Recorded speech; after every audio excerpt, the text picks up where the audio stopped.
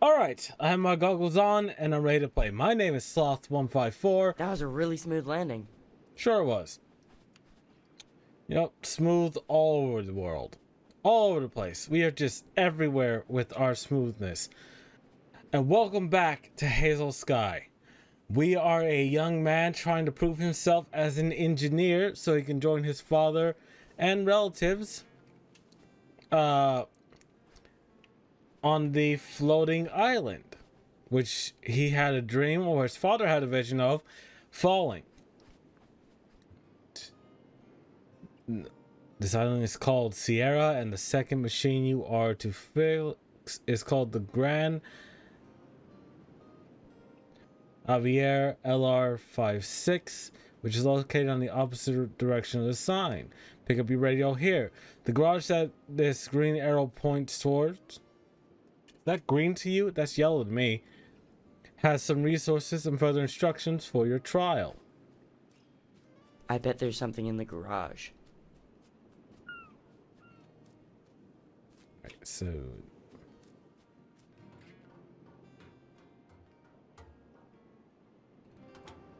so I think I'm building an airship.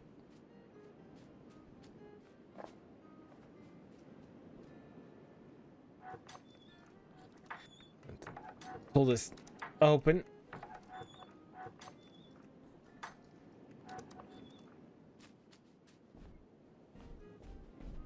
I just need to follow the blueprint.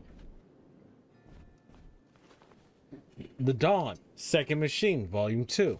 On the first day of flying, I decided to create the second machine to better manage the city. It would serve as my eyes, even when I was long gone. I built a powerful spyglass on the highest tower of the city, allowing me to watch every corner of every district. The cleansing of the city started. They came from every rendition of any kind of disease, be it sonorous, visual, or any other type of experience that would make the city's inhabitants less effective. Reward was given to the ones who revealed the toxic behavior that created the plague. And above all else, an engineer should be aware that his primary duty as a superior being is caring for others. An engineer must guarantee the removal of the plague from the city at all cost. The three pillars of engineering are simple. An engineer can never interact with the plague except to further its extinction via study.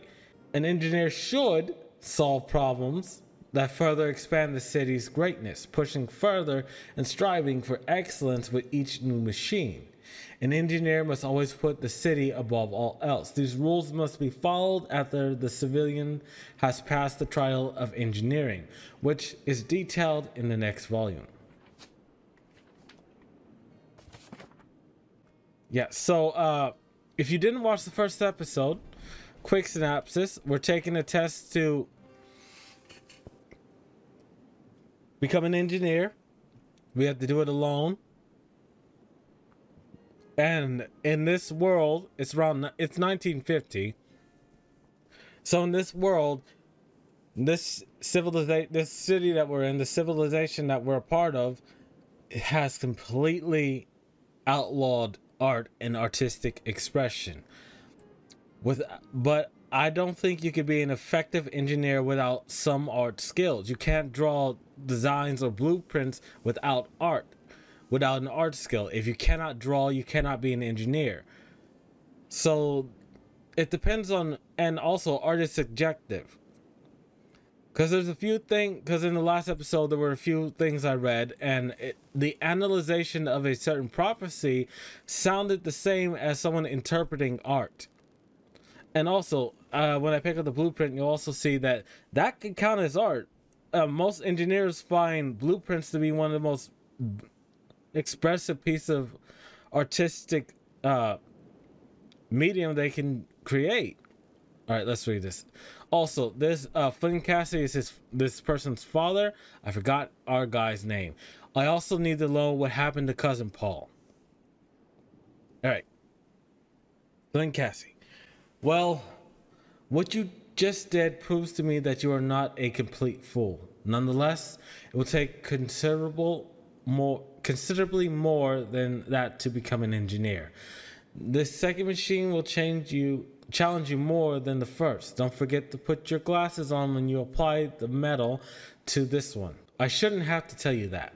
I suppose I want and need you to succeed, but that alone won't make you an engineer. You've never heard someone say what I'm going to say to you, but here goes.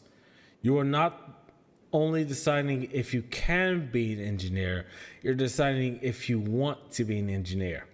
Maybe I shouldn't even be writing these thoughts to my son, but I believe you are ready to know. And truth be told, even if you're not, I need you to be. Flynn Casey, April 24th, 1950. But yeah, look at this. You cannot draw these without some sort of artistic skill. Even with the grid to help you, I can't draw. I can never be an engineer. I can't draw this well. Even if you give me a stencil, I would not be able to draw this and give someone the right, just draw something so that someone would understand what I want them to build. So this is the second task. The second task is to fix the balloon GTES-2074 and fly to Nessa. Entrance to the Mentor's watchtower is prohibited. Fix the hole at the side of the balloon using wood. Cover the metallic hole using a metal plate. Insert coal in the upper part of the balloon.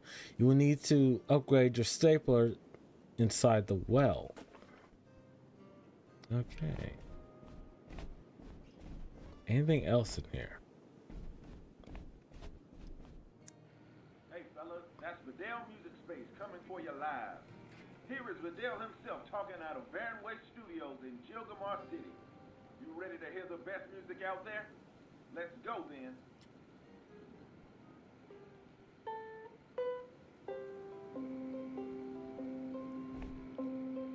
I wouldn't mind living like this.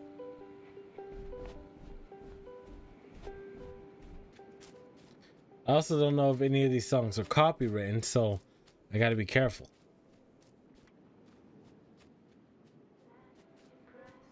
Haha. Grape drink. Oh, some more things to attach to my backpack. Okay. So, we gotta... Oh, here's the well.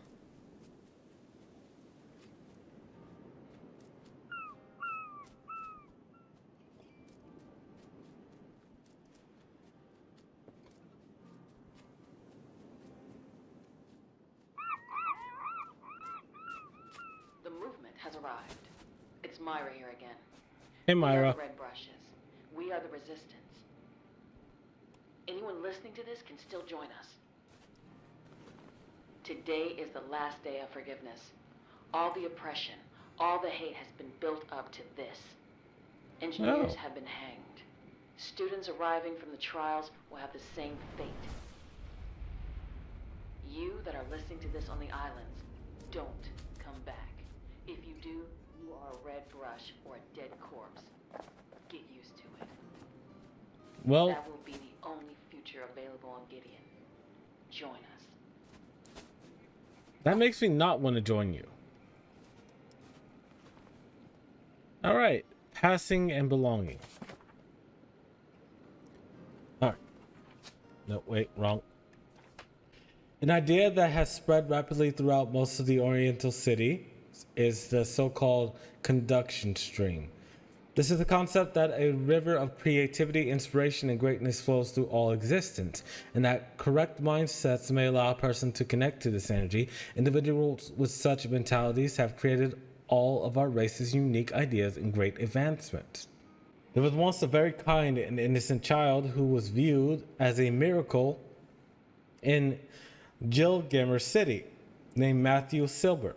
Silver was a poor, simple boy who one day woke up and began fixing the city's many deep-rooted problems, structural and societal alike.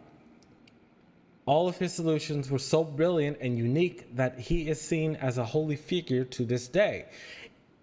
even by those who grapple with the existence of the divine. When asked about where his ideas came from, Silver, at the tender age of 13, stated he would point his eyes to the ground before closing them. When he had both eyes closed, he could see the flow of light that would beam through the ground, and the ideas would just start appearing in his mind through the stream. He called it a curse, lamenting that he could not turn off the light behind his eyes. As a result, he rarely slept. When those details became public knowledge, the mayor of the city desired more ideas and wanted them faster. To expedite his plans, the mayor made a decision that would spark the rebellion of Gilgamer. He arrested Silver and removed both his orbitals, forcing the boy to look exclusively at the conductor stream. Silver provided new ideas and inventions, but after a month or so he went silent and only stared into the ground. The mayor reign ended shortly after Silver's inspirations did, as the uprising prevailed. No one ever saw Matthew Silver again. People usually hold the first engineer as an example of a great conduit and a miraculously gifted individual without suitable teachers, formal education, or access to great books. All the first engineers' main inventions, which sprung from the eradication of all art in the city, were seemingly concocted from thin air. Nope, he had artistic inspiration. I gotta find the key. So that mayor decided to rip that boy's eyes out.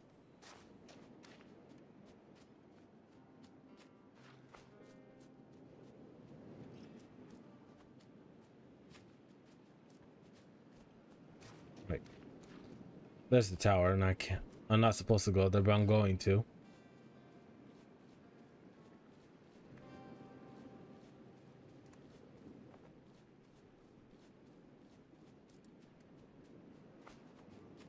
I mean, who can tell? Am I really doing this? Yes. Oh, I missed.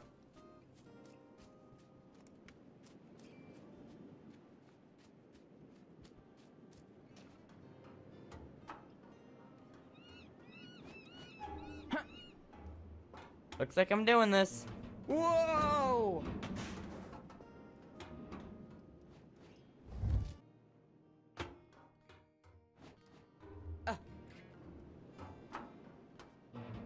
Ah!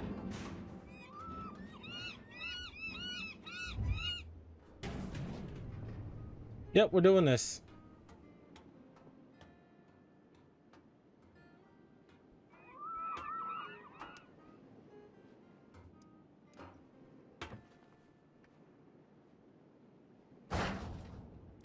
Oh, fuck.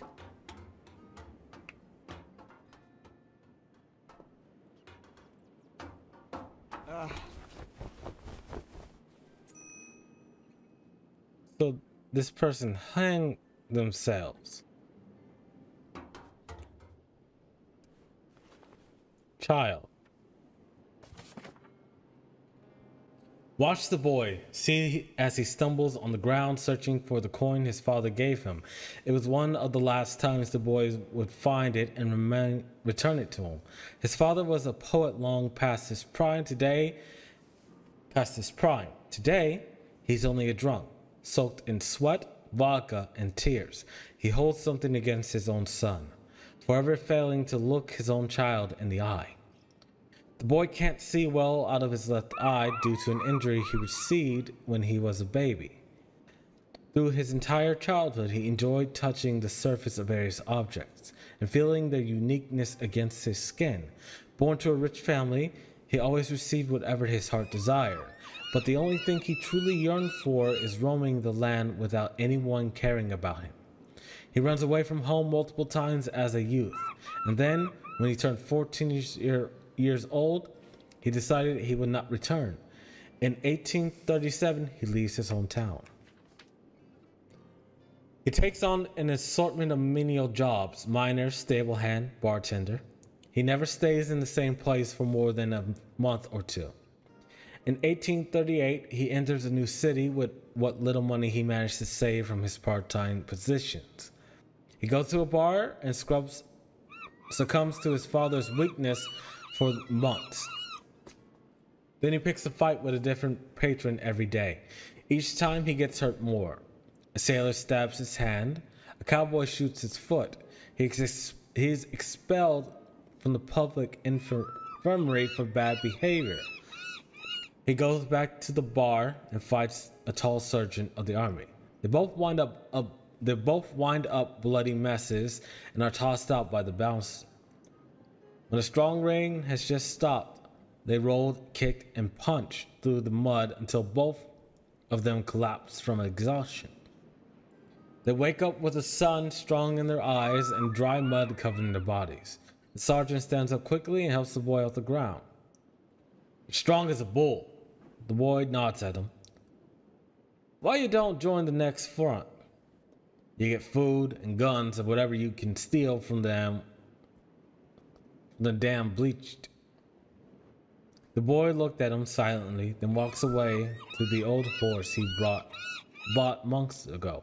He travels to a small river close to a ruined church where he always fetched water and bread in peace. Behind the church, a man arches above a limp woman in torn clothes. The man's body is boiled red, rage leaping off of every inch of his skin. He catches sight of the boy and screams, "I saw this first! She is mine now!" With spittle flying from his mouth, like me. He then turns his back to tend to the dead woman. The boy leads his horse and approaches the man, but makes sure to leave a fair distance between them. He crouches low, pulls out a knife he stole from a barber a week earlier. For some time, he only watches the red man. After the sun goes down, and not a moment sooner, he sprints at the red man and stabs between his rib, puncturing a lung. The boy runs away as quickly as his lanky limbs can carry him. The red man looks around, tries to chase the boy down, but now he is bleeding and struggling to breathe. He cocks the small revolver he carries and fires in the direction of the boy, who crouches beside the church. He watches the man as he bleeds out with a frightening patience. Just before the new sun rises, the boy approaches the man's corpse and steals a few coins from his pocket, his revolver, and a small clock that once belonged to the woman. The next morning, he joins the 17th Front Battalion. They don't have a spare gun for him, but they promise to fetch him one in the desert soon. They said that they hope to find some on the third day of travel. The boy wakes up breathless, blood streaming from his forehead to his mouth.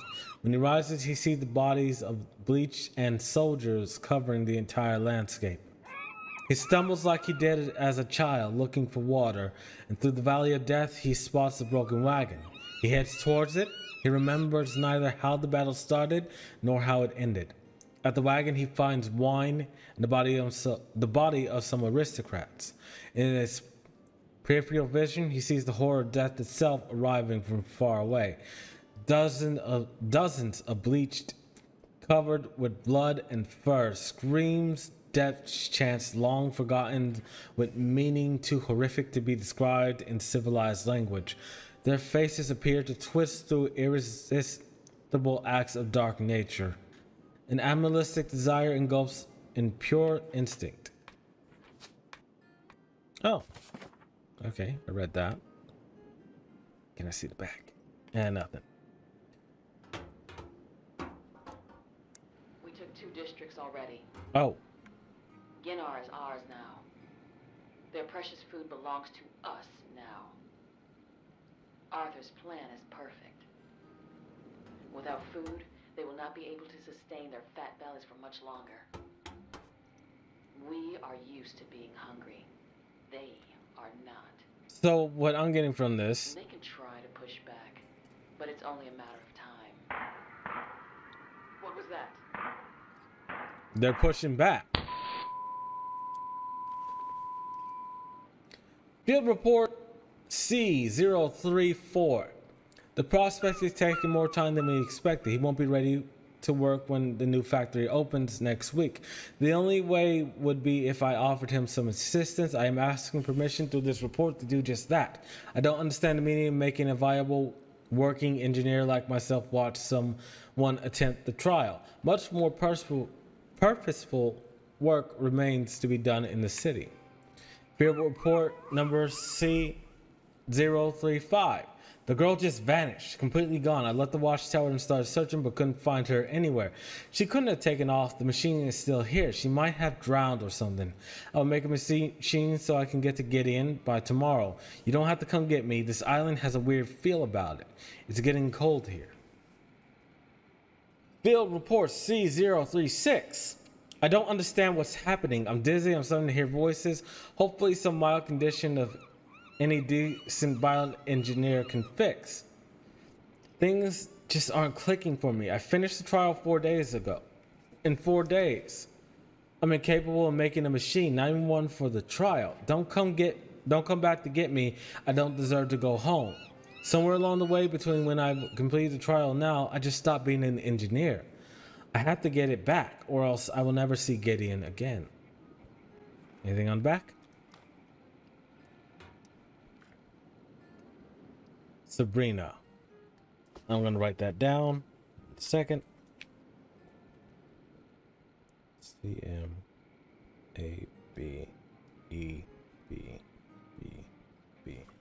Now, I know playing these is probably the worst thing I can do.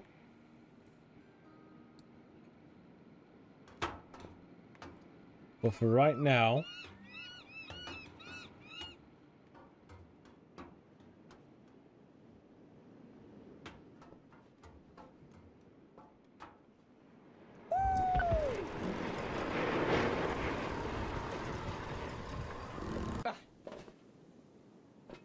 all right, let's go to the trial.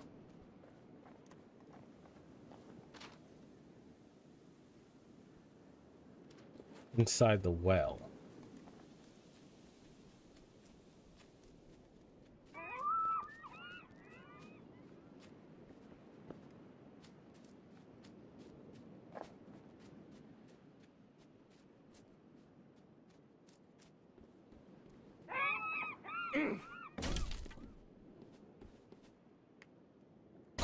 Pull these off with your big muscles.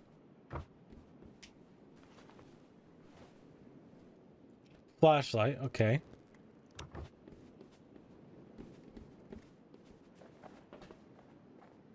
Ooh, dynamite. Please don't blow up.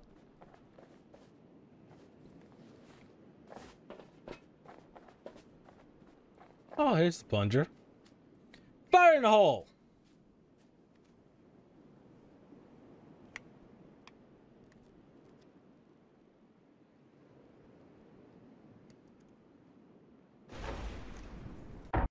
Oh! Oh, he took a shot to the head.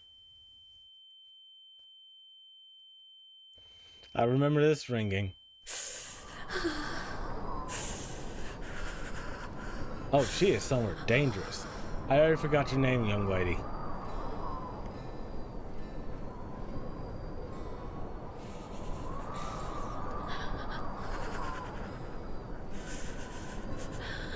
So cold.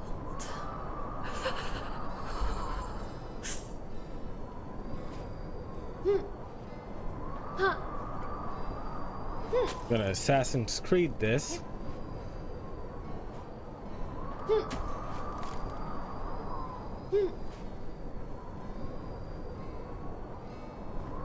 Yep.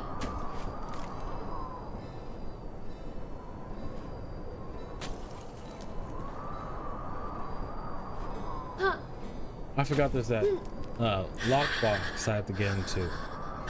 Come on.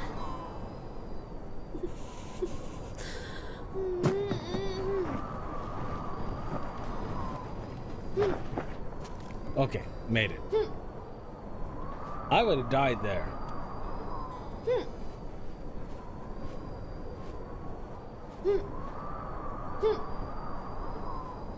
Yep.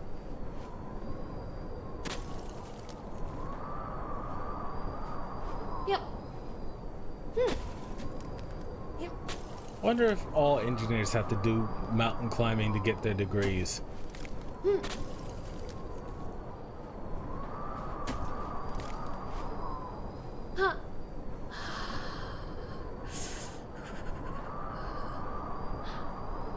easy. Nah, it's not.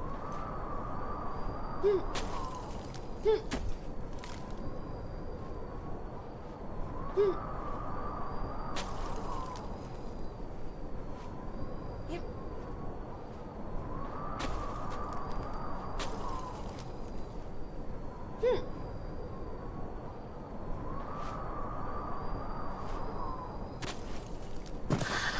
Oh.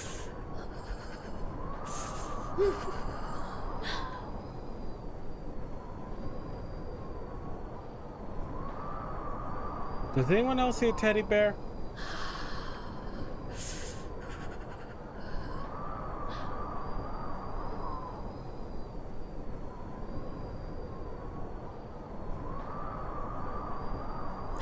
Also, this is a lot of work to go through to get a factory job.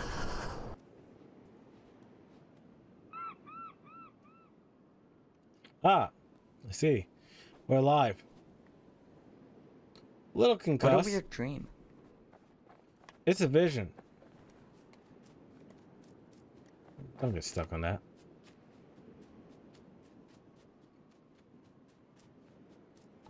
Yeah, I found a key.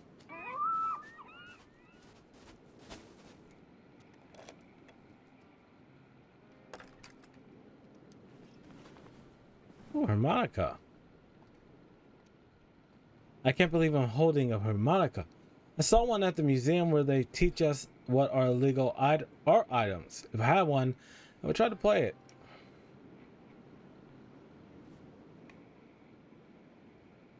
Yeah. So these give us clues. So this is an outpost for the Artist Rebellion.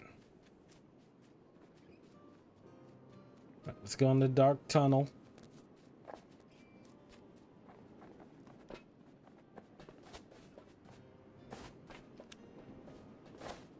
This mine cannot be more creepy.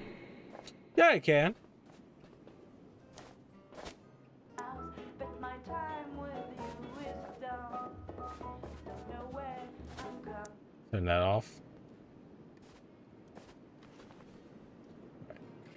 I am sending this message through the telegraph, and I will also be giving it to Mark Sawyer. When he returns to the city, we're ready to leave this place. We pulled all the coal out of the ground, and it's ready for any new engineer who needs it.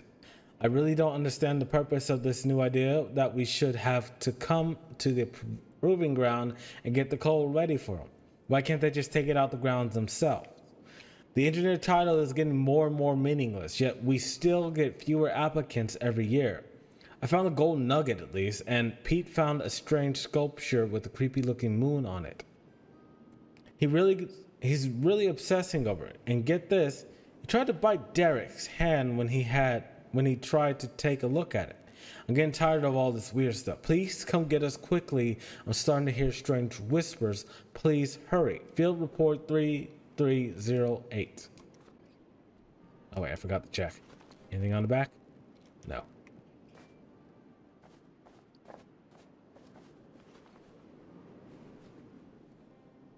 A golden nugget.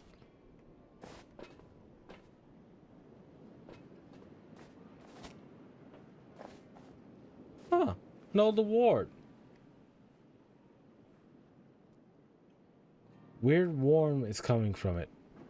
Oh no, put that down. It's radioactive.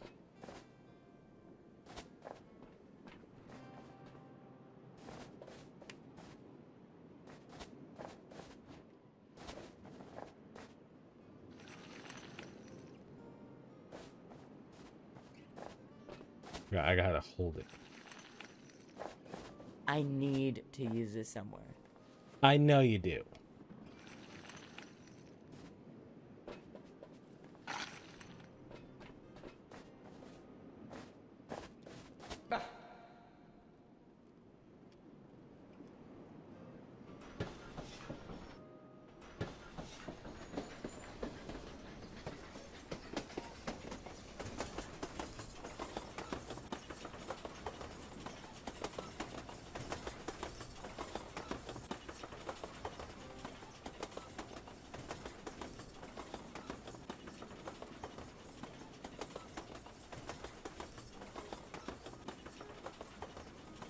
They found a uranium mine.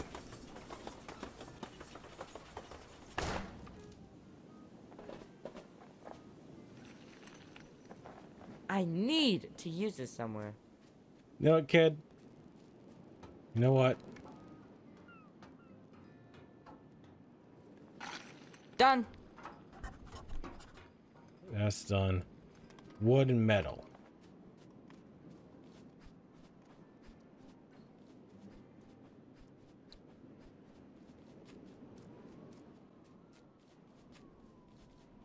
Okay, I saw that.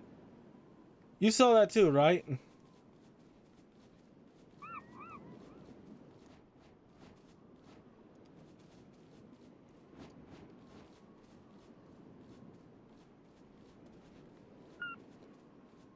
Do you see that?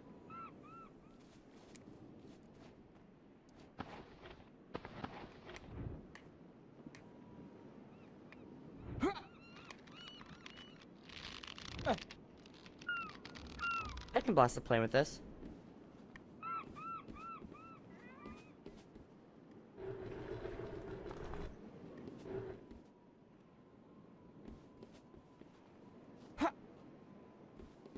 Ugh. This is heavy.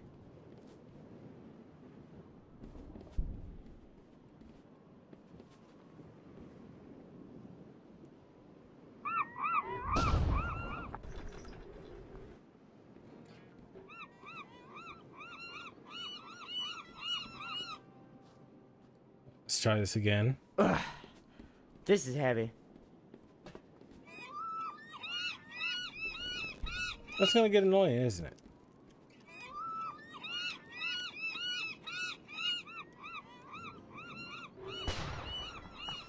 Perfect.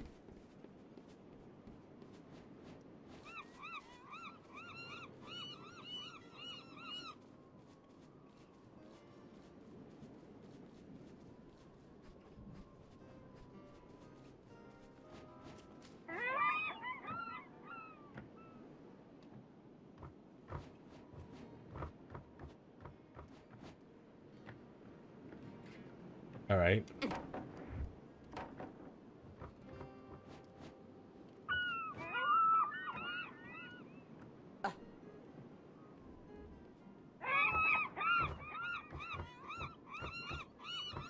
More stuff. Sirens and how to avoid them. My great-grandfather, who was a fisherman, used to tell me a story about the scar he had on his face. While everyone would laugh and dismiss what the old man was saying, I would be still and pay attention to his words. A lot of time had passed, but I still remember every detail of that particular tale. Many claim that we rose up from the ground because the marvelous mind of the first engineer wished it so. I would call that bullshit. He did it because of the damn sirens. There were not hundreds of sightings, but rather thousands. They were preparing something and they talked to each other in their own way. They were intelligent creatures and they were organizing something big. I got this mark on my face the last time I went into the sea, and thank God that kid got us out of the ground a week after that. I still remember that day. The rain fell softly, and I was alone on the last returning boat. I remember my rage. I wanted to go back to my old man's gun. I wanted to go back with my old man's gun and return it to him. Then her tooth went straight through my cheek and tore my flesh up to my forehead. She had red scales and red as rubies. Sometimes I still go to the edge of the city to look at the ocean and think about it. The story pushed me to focus on cryptozoology research on sirens for a long time. The red scales were the strangest detail, one I never found repeated in any other source. Perhaps the sun setting over the waves reflected on the siren's body, but if it truly was a red siren, then he was attacked by a unique specimen. The prevailing idea on how to avoid sirens is to hold a piece of coal while going into the sea. Only in the example that I can personally attest to, I was wearing a coal necklace that my great-grandfather gave me when I saw a siren up close. She was trying to attack our boat, but failing. We had been traveling for nearly 2 months at sea without incident, so it was possible that the coal kept us safe through our journey. Nonetheless, I can't safely presume its efficiency without more proof. It would be irresponsible to tell people that coal can prevent sirens attacks, but equally somewhat so to omit my first-hand experience. Flynn Casey, the right hand of the current 23rd engineer, presented a strong alternative solution to the siren problem. The information I'm about to reveal was given to me in confidence. Mr. Casey did not give me permission to publish the next story I'm about to tell you. If you find him in Gideon and ask him about the scar on his face, which is remarkably similar to the one my great-grandfather had, he will tell you that he had an accident when he was working on a surface water collector project. However, is not the truth. Just like my great-grandfather's story, Flynn Casey's account occurred at sundown. He was alone on the dock as the rest of the crew had retired to their cabins for the night. He took rumors of the siren attacks more seriously back then. Flynn was finishing his last pack of cigarettes. He was leaning over the edge of the ship when a siren leapt into the boat and slashed at his face. Through his gushing blood, he watched the creature flop around the ship like a dying fish until it managed to flip out of the boat and back into the water. For the moment I started to talk to him, I could tell Flynn's experience was incredibly important to him. Before that event, he believed in everything the city's officials said and lived a life confined by what the first logic allowed him. After he began to better understand the world outside the city, the only surefire way to avoid these creatures is simply never go near any deep water. I will contradict myself in this next sentence, but you may as well bring some coal. Worst case scenario, you still have something to heat yourself up with. Okay, so grab a piece of coal. Another machine, another box full of stuff I need to push.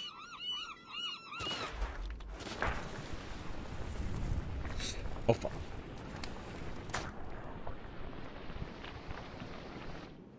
Okay, that was on fire. Whoops.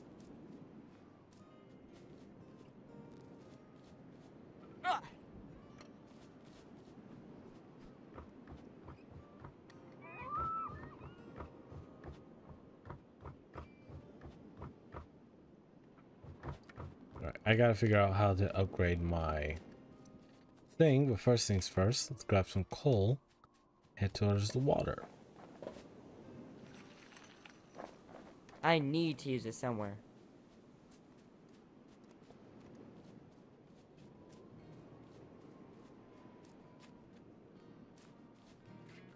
Alright, that won't work.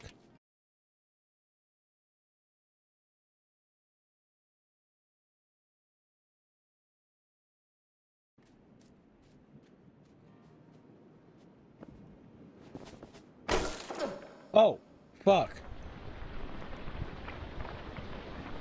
Bad idea. Bad idea. I was not ready for that. Okay.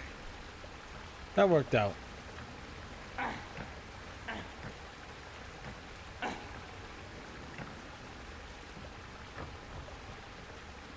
A great place to visit.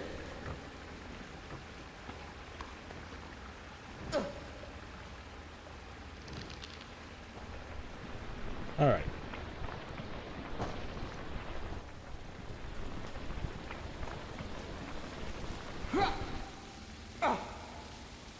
Okay, we're fine. We're fine. Wow. Why is this here? Oh, the spores Deborah, from the is that mushroom. you? All right. To anyone who attempts the trials, I'm burning all the books. Everything you need to know will be explained here. If you want to be a bioengineer and learn about mushrooms, you're out of luck. Luck? Well, that should tell you who I am. That should tell you who I am much more clearly than I can describe here. I thought bioengineering was less certain, less static, but reading all these interpretations and effects of mushrooms made me sick. They are so simplistic. They make it seem like anything you feel and see while under psychoactive effects are just illusions and don't relate to real life. They're wrong. I saw the whispering woman, I saw the gray cat, the old tales are true. The moon will rise when it should not. The mushrooms do not cause your imagination to run wild. They help you see what's really there. They're not mind controlling, they're mind expanding.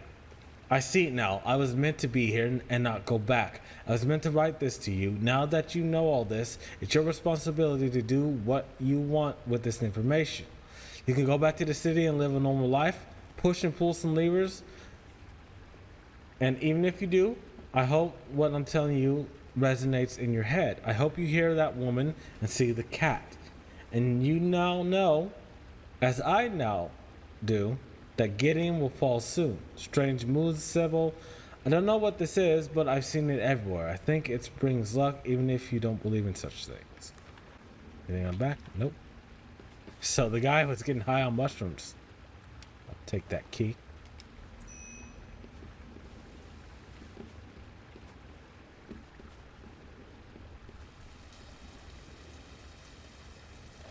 Let's open this up.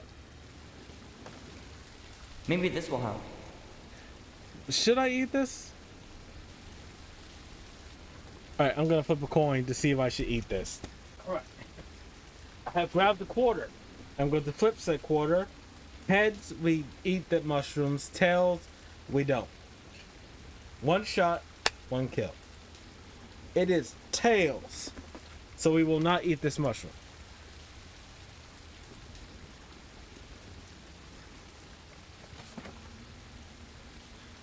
Over the last 3 seasons, I have been testing the potential effects of every mushroom from the class of psychedelic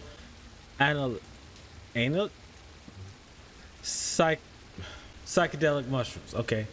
The results have been inconclusive, as only the test subjects have been me and my husband.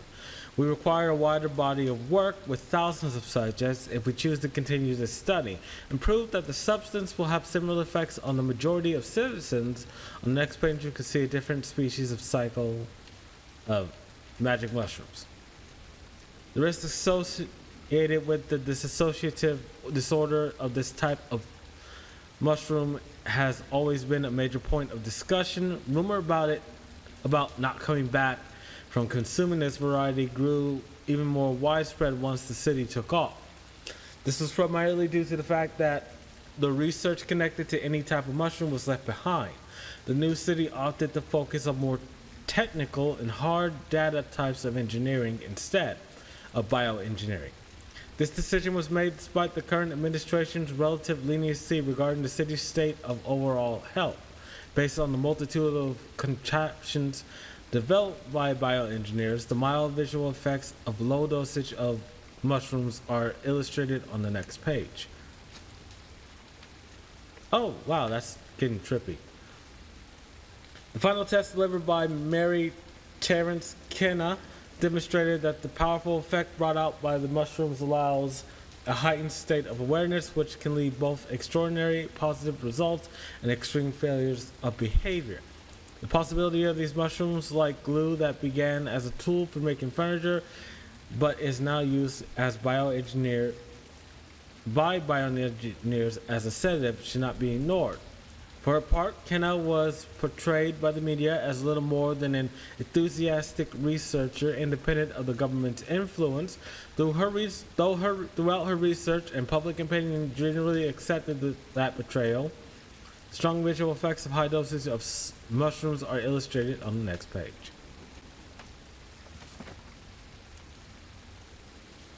Right, first things first, grab this.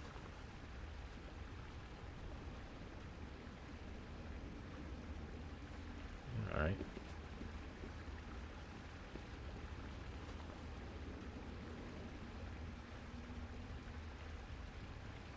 Do not eat the mushrooms.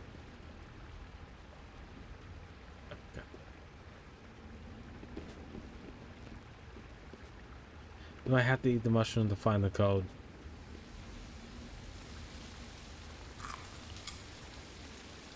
Alright, kid, we're high. Let's do this.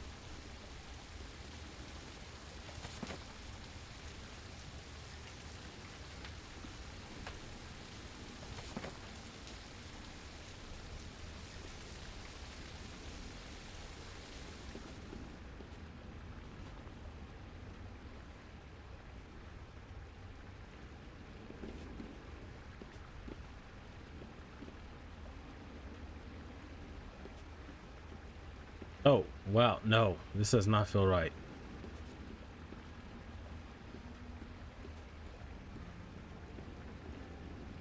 Oh, I don't like this feeling. I never liked this feeling.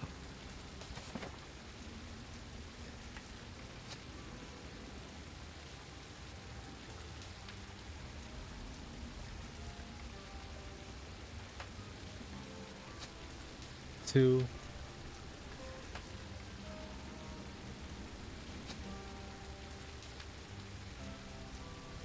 Oh, I never liked this feeling. Never, ever, ever like this feeling.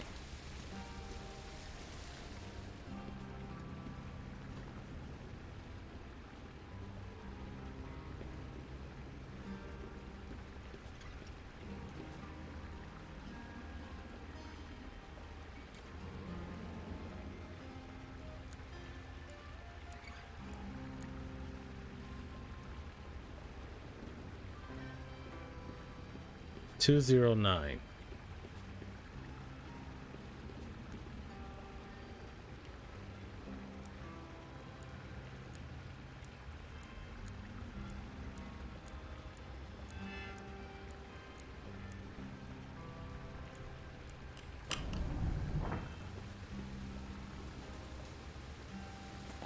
Yes!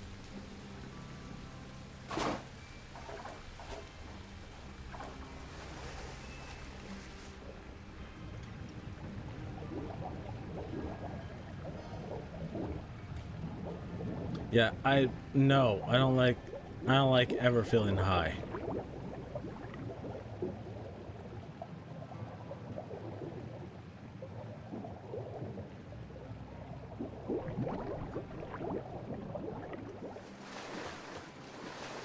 Nope, wrong way.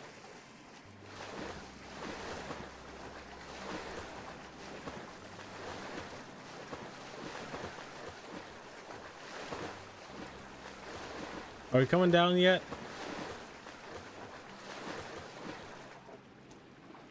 Nope.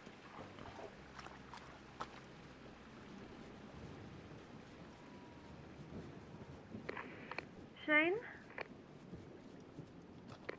Aaron, I am finishing the second one. That one is tough, but the third one is the worst. You aren't ready yet? Yeah, I am just waiting for better weather. Not a good day to take off. The wind is so strong and loud right now. I know. I heard on the radio that's going to get worse. You have radios laying around there too? Yep. Yeah. They were from the mentors. I will miss listening to them in the city. They are great. Did you listen to the funny stuff that they do? Sometimes sounds connect to each other in strange ways. I feel a shiver all over my body when I listen to it. Really? It's different from the one we get from Cold. Some people on the radio do that with voices too. You mean music? What is that? Vibrations of certain waves creating different sounds. That's what engineers would describe it. But there's more to it than that. My dad always said it was a part of you that you lent to everyone when they listen. I even know how to play some music. Well, I need to play sometimes. What do you mean? It's I a need to trap play kid. music from time to time or I feel weird. I need to go again and finish this before the storm. Will you call me if you want to chat a little bit more? Yeah, sure. I will. See ya.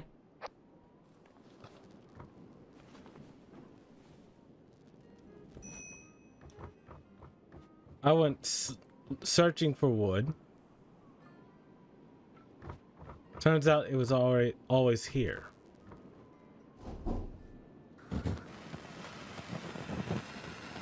We forgot to put on our glasses.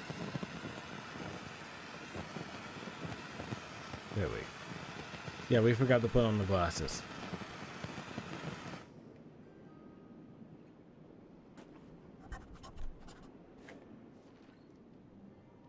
All right, and there's wood right here. I need to use this somewhere. I know.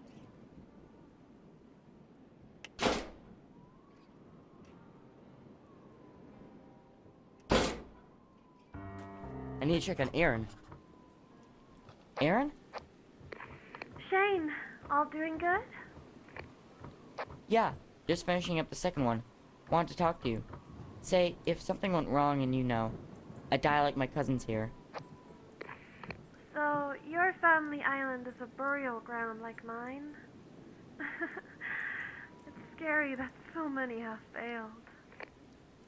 Sometimes I think we should bury them, right? Yes. I thought that too, but our parents and their parents didn't do anything. It's not like they would tell us why they didn't bury them. Maybe they just want us to know how serious it is. I guess I need to go back soon. So, are you leaving now? Pretty close to finishing the second one. But the storm is already here. I know, even though. I need to get home fast. Would you please call me when you get to the next island? Sure. Yeah, we'll call you. Thank you. Well, I think I need to go now. Talk to you when I get there, right? Okay. Good luck. Sorry, what did you just say? I mean, I know we can't believe in luck, but I was reading a book here that really makes a good point about it. That is Arthur Griffith? Anyway, I don't think it's good that we keep talking to each other. What? No, because I read something that he wrote?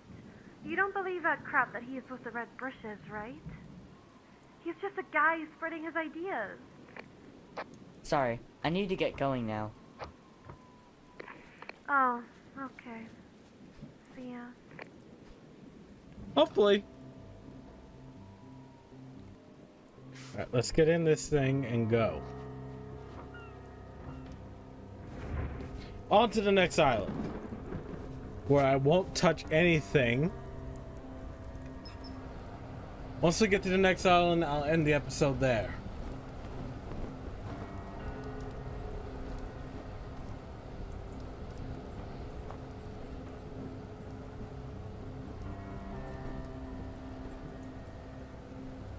Here we go.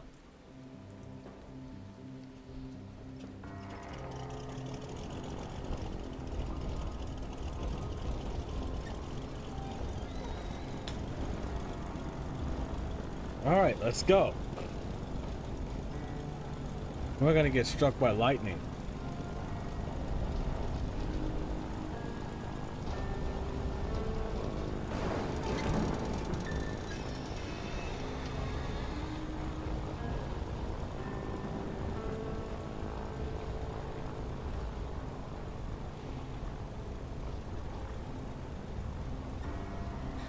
Alright. Are you moving?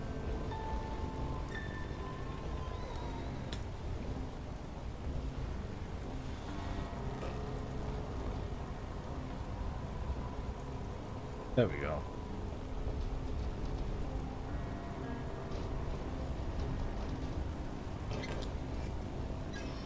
All right.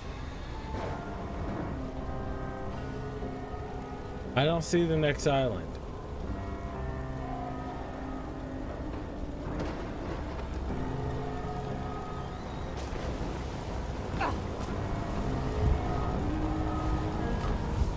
Almost missed that.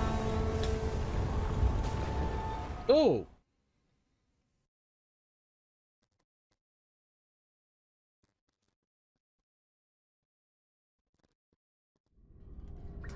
Oh, we got fucked up. Oh, never mind. That's her dad, Flynn. But I'm gonna end this episode here. I've been going long enough. We made it off the second island. We learned a bit more about the first engineer and also what everyone's going through. We also learned some very good stories, which are art. I've also picked up a few things that everyone in their civilization lives on that city, which is, by my standards, industrial hell, because they have no nature whatsoever. I grew up in the Northwest. That means I am literally a bike ride away from the nearest patch of forest. So tell me if you like this video, comment, like, and subscribe. Tell me in the comment section what you think about what we learned about his uncle, the magic mushrooms, which that was a feeling I don't like, and I never would like to feel that personally. Also tell me what you think about their society, because a society without art is boring. Even though art is subjective. Check out the description. I have a link to the playlist for this series and other games I played on my channel. Also, no, I'll save that for next time. So, if you made it this far in the video, Brian thanks you. And yeah, we'll see you next time. Bye.